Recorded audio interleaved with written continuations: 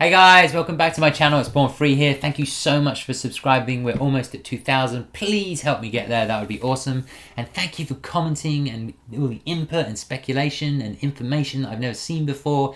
I just try to take it all in and then sort of like, I guess, reflect it in my videos. I'm just some dude who likes to speculate. If you don't like speculation videos, definitely not the video for you. That's my warning up front right now. If you like speculation videos and discussing it and thinking about it, stick around. I've got some thoughts. A lot's happened since the last video. We got the Arabic, we did well, right? Arabic Warrior, Karin, despite the fact that people thought there'd be copyright issues. Zangief, despite the fact that people had told me there was a quote from Combo Fiend who says that Armika is the only grappler in the game. So, like, awesome. What I want to do is switch out Jury. The last time I guessed I had Jury in there as well. I'm going to switch her out because I don't think she can possibly be a classic character. Although the real words were known character who you would expect to see in a Street Fighter game. But the pithy way of saying it is classic characters, right? And then I want to switch out.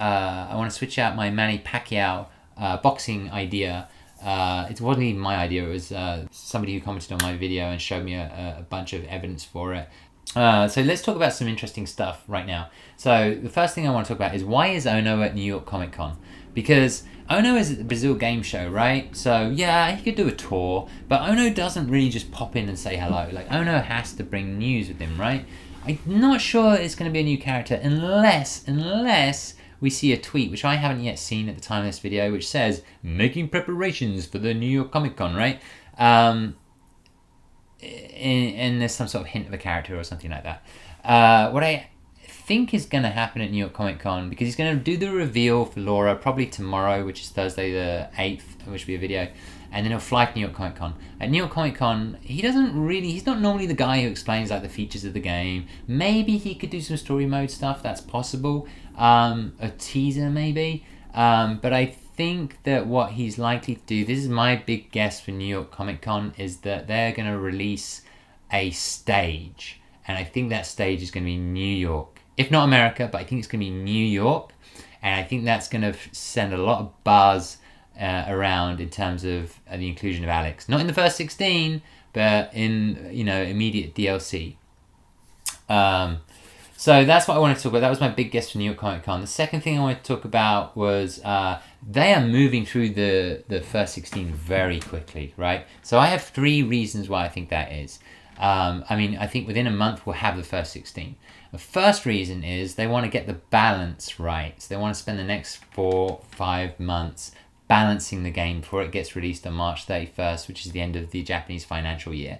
Right, so they want to get the balance right. They do that via beta testing, and they'll do it via in-house testing, right? I think that's one theory. Second theory is that maybe the roster is bigger than 16. This has been floating around because we've been trained to think that any news on Street Fighter is a new character. So is there going to be a big surprise? Hey, the starting roster is actually 20. Right, which is cool as well, because there's been all these leaked lists and stuff, and like maybe some of them are right. There's one that's pretty close, which didn't have Vega in it, but I don't know. We'll see. My third reason for them rushing through the first 16 is because, guess what? Maybe they have a lot of news about the game to share with us before release. Right, which relates to story mode, which relates to brand new features in the game, which relates to, which could be anything, right? It could be different ways of playing the game, different modes in the game, could be a run back button, anything like that. And I think that Capcom have to start switching their marketing they have to move smoothly into a full-on advertising marketing campaign. But it's not aimed at us. It's not aimed at the fighting game community. It's aimed at the casual or fringe players, or nostalgia players, or even just people who have never even thought about playing Street Fighter before.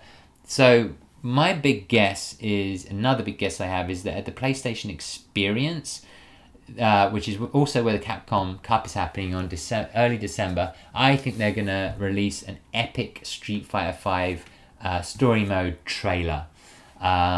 And I think it's the perfect place to do it, to capture the casual players. And I think it's it's just going to be a wonderful way to bring more people into the fighting game community and more sales, because that's important. More sales means success of the game, means success of the franchise, and that's what we all want to see, right? Is the continued success of Street Fighter.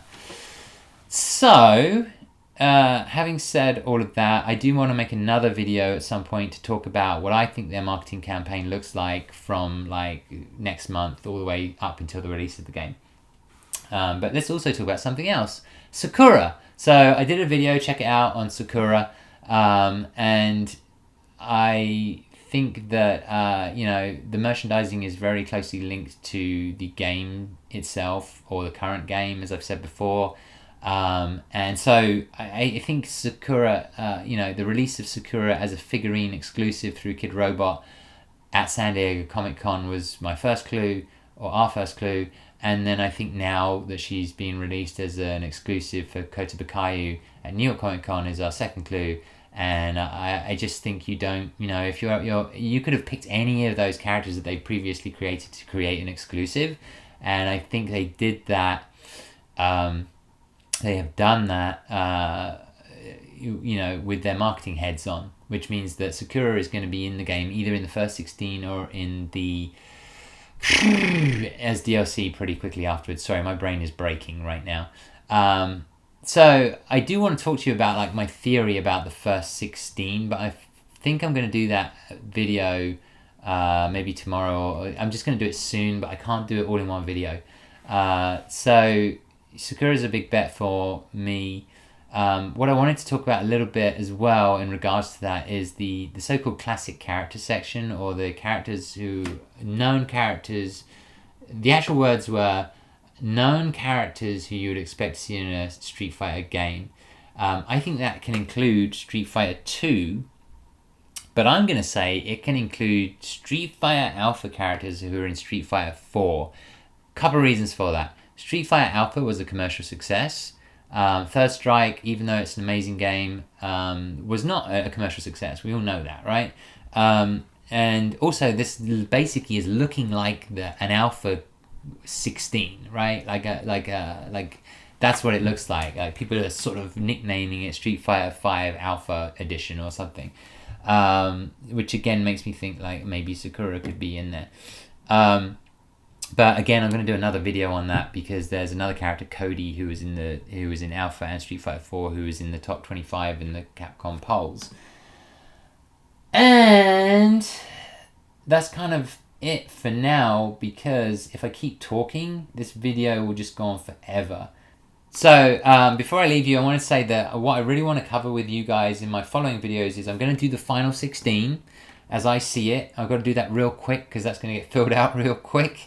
And then I want to talk to you about Capcom, like what do they have in store for us? What do I think they have in store for us after they finish releasing the final 16? So really, what's their marketing plan up until the end of, when the game gets released, the end of March, on March 31st. Then I want to have some fun talking about some really crazy stuff that's kind of been happening under our noses over the past year. My background is in advertising and marketing, so I know some stuff about like this, and there's been a lot of stuff which has been played off as like leaks, which I actually started to think is all part of the campaign. So that's when I really put my tinfoil hat on, right, and like really have my crazy speculation theories. So anyway, thank you again, guys, for all the support and positivity. This was hopefully a quick-ish video for me, but probably not. And next video is going to be me filling out the 16, but the next few days are going to be very exciting. I'm going to be at New York Comic Con. If you're there and you know me, please come say hello. I love talking to you guys, and peace out.